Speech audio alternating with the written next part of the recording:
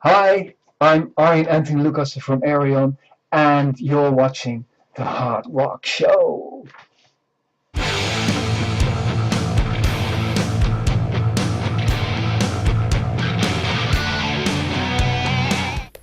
Hi there, Arjen. Thank you for joining us.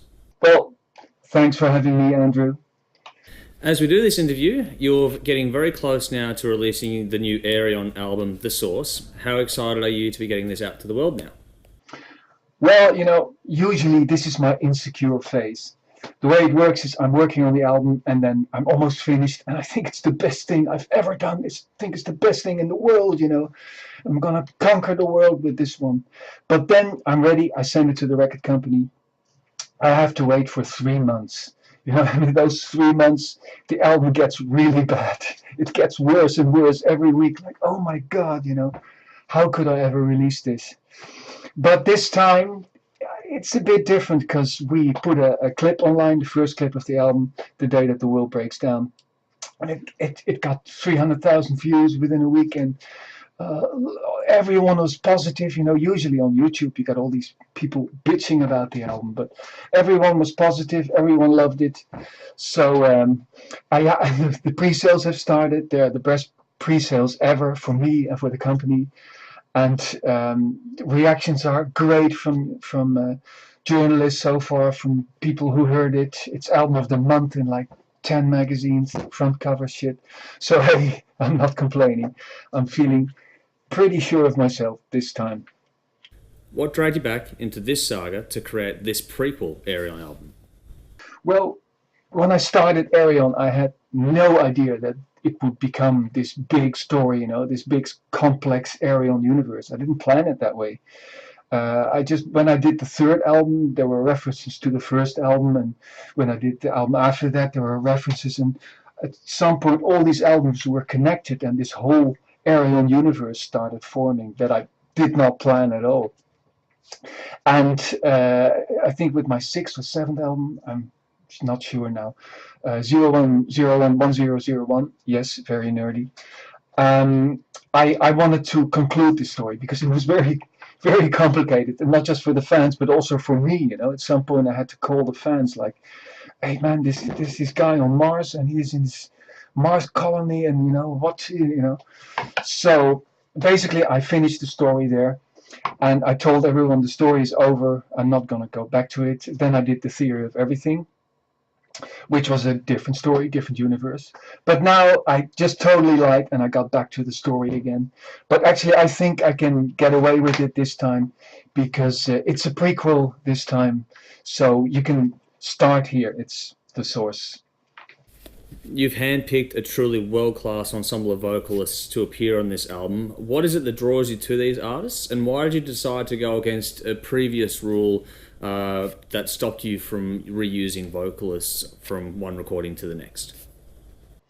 Actually, the rule of only new singer was only on two albums. It was on The Human Equation, and it was on The Theory of Everything. That's the only two times I just used singers I'd never worked with before. But this time, I was like, damn it, man, I want the best singers in the world. And I want to work with people that I've already worked with Tommy, with Russell, with Floor, with Simone, with Hansi, with all these guys. I gotta work with them again. And I already work with them, so let's forget about the rule. Let's get the best singers in the world. So on this album, I think it's about 50-50, 50% new singers, 50% singers I've already worked with before. In a different approach on this album, you found the artwork very early on and allowed that to shape the album. How important was that step in this particular process, and what in particular drew you to Jan Soestre? Yes, every album I do, I try to do something different, like the previous album, Theory of Everything. The recording process was completely different. I just went into the studio with no ideas at all. This time I thought, why not start with the artwork? If I see artwork, if I see Roger Dean, the Yes albums, or Hypnosis, the Pink Floyd albums, it inspires me. And I thought, let's go to Google Images and just punch in art designers, sci-fi, And I looked at, for 2-3 weeks, I looked at a lot of art. And suddenly I saw Jan Suetre. And what I liked about it, it was dark and it was industrial and it was very detailed. And my music is very detailed too. And a lot of artists, I like 1 or 2 pictures, but with him, I like 20, 30 pictures. And then I saw the image of the front cover, which was actually this one, the girl in the water with the tubes and stuff. And I saw a lot of people see The Matrix. I don't. So what I saw was like a human being who was trying to live underwater. And then I thought, wouldn't it be cool if this human being was forever? And you have to know the Ayreon story to understand that. Anyway, in short, this image really inspired me to come up with the whole story for the new album. So thank you, Jan.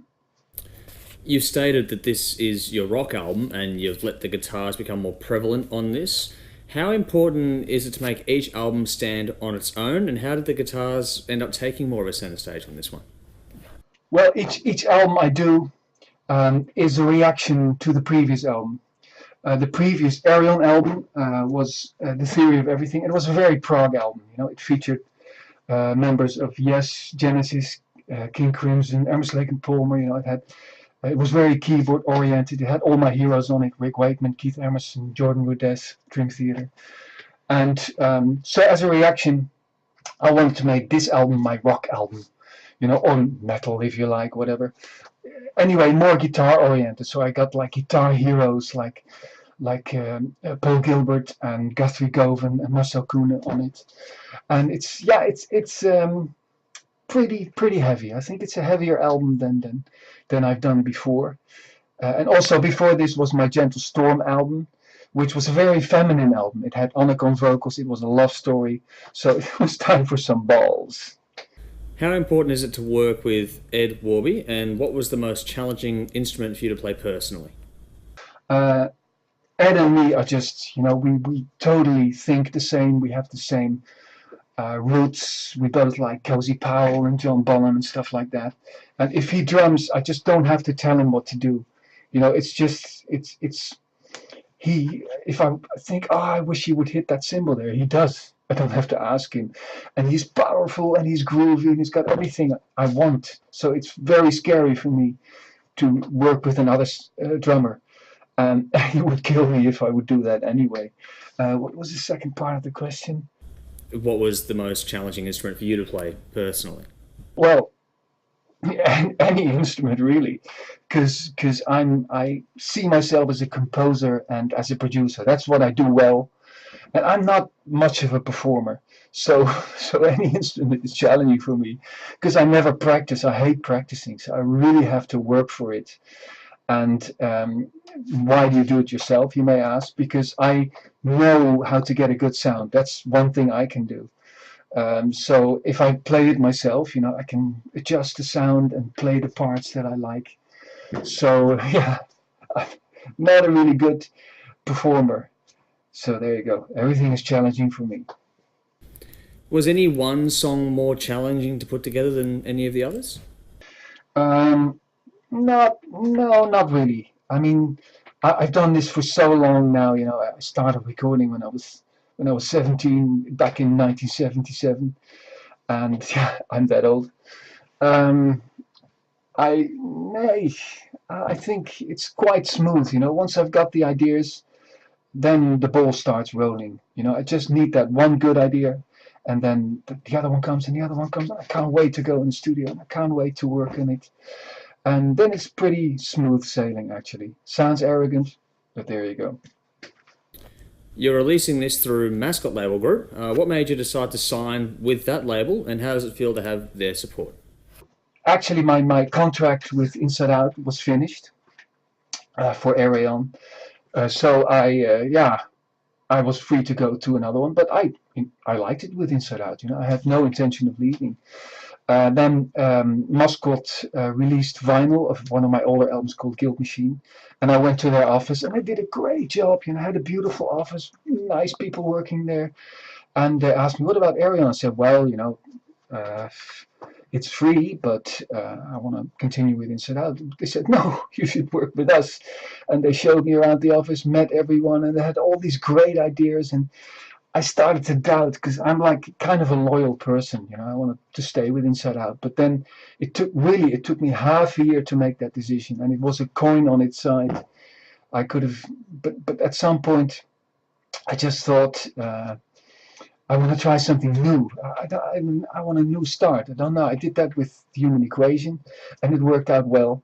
So and it's called The Source. It's I felt a new start would a fresh new start with a new company would be great. And I made a great decision because they're doing such an awesome job, and they're supporting me, and they got a lot of ideas and a lot of input and all the support I need. So absolutely cool decision. Is there anyone out there you would love to work with but haven't had the chance to as yet? Yeah, yeah. The list is endless, basically. Mostly, I would like to work with people I grew up listening to, people in my formative years. I grew up with the Beatles, Led Zeppelin, Pink Floyd, all these Deep Purple, all these guys. If I could work with Robert Plant or Paul McCartney or David Gilmour or Richie Blackmore, that would be a dream come true. So yeah, that list is really endless, but I keep dreaming, and sometimes dreams come true. I got like Bruce Dickinson, when I was a kid watching Iron Maiden on TV, and they would have told me, hey, this guy's going to come to your studio, sing one of your songs. I would not have believed him. So. You've been in the industry for quite some time now. What do you think the biggest change has been in the time you've been around it? And what advice would you give to artists trying to make it today? Obviously, the biggest change is the whole digital thing. I grew up in a time before computers. I had to wash all the cars in the streets to be able to go to the record shops and buy the new Uriah Heep or the new Iron Maiden or Judas Priest or whatever, and it was magic. That's gone a little bit. It's but I embrace technology. I'm not against technology, and for me, being able to do promotion on Facebook now really works well because now I'm doing promotion saying that the album is in the pre-sales, and the pre-sales are like through the roof. Album is already sold out, so there's good side and a bad side to everything. But I think, yeah, for new bands it's really really really hard now. Older bands, people still have my albums in their collection, and they want their collection complete, and so it's easier. But yeah, new band, what advice? Well, I just know that for 15 years in the past, when I was still playing in bands, I tried to do what the people wanted. I tried to do what other band members wanted. I tried to do what record companies wanted. At some point, I thought, like, fuck it. Can I say that? I want to do what I want to do myself, because that's basically what I'm good at. So then I started the Ayreon project, and I started getting more success than ever before. So maybe that's good advice. And enjoy what you do. That's very important. Don't expect wonders or to make loads of money from it. Do it because you want to and because you enjoy it. What has been the highlight of your career to date? It's hard to say because it's baby steps. When I picked up a guitar, what my dream was, I want to be able to play that guitar. When I played the guitar, it was like, I want to be able to play in a band. And when I played in the band, it was like, imagine if you could record an album. Then we recorded an album, and then the dream was like, what if we could play live, And then we played live, and the next dream was to tour. And then I started touring, and with Ayreon, my dream was, what if I could do a rock opera all on my own and work with my favorite musicians, and it came true. So yeah, every album I do is a dream come true, Same with this album, new album, The Source. To be able to work with all these amazing musicians on it, it's all dreams come true. So, hard question. What do you hope listeners and fans get out of the new Ayreon album, The Source? I hope I can have them escape this world for, what is it, 80, 90 minutes. That's what I want. I don't want to educate them, or I don't want to be political, or have some kind of message come across. I just want people to dream away and to put on the music and read the lyrics and become one with the story. When we do an album, I'm sure that I make sure that the artwork is very cool. I got it here. We got the whole booklet, and you got images, and you can become part of the story basically.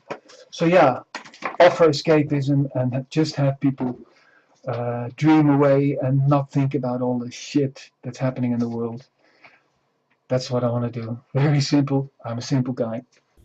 What's coming up next for you over the next 12 to 18 months, and are there any plans to get to Australia at any point in the future? I'm sorry to tell you, but I'm a complete recluse. I stopped playing live about 20 years ago when I started Ayreon. It's basically the reason why I started the Ayreon project, so I wouldn't have to play live anymore, because it's just not my thing. I'm a composer, producer, not a performer. I don't like touring. I don't like waiting. I don't like playing the same songs every night.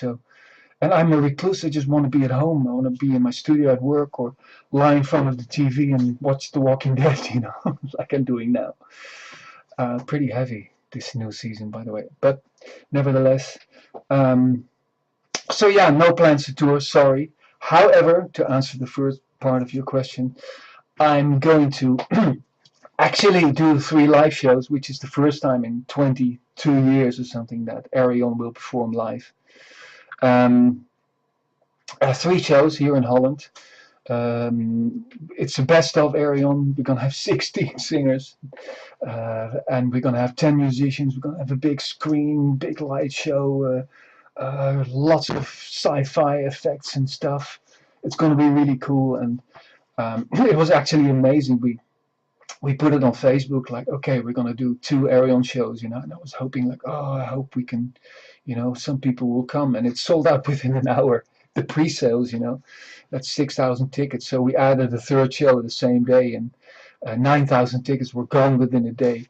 So that's amazing. It's also, sorry, there's no more tickets for you. So, but of course, for all those people who can't come, especially people in Australia, we will of course film it for DVD and for Blu-ray. So no worries there. Many thanks for taking the time to do this with us. Good luck with everything going forward. Hope the album is a great success for you, like it sounds like it has been so far. Thank you very much, man. Thanks for thinking of me. And I just hope you guys enjoy the album. And please let me know. It's very easy to reach me. Arjen at arjenlucassen.com or Facebook or whatever. Love to hear what you think. Even if you hate it, just let me know. I may learn from it. Will do. Thanks again. Okay, man. Drink up and rock on. Speak.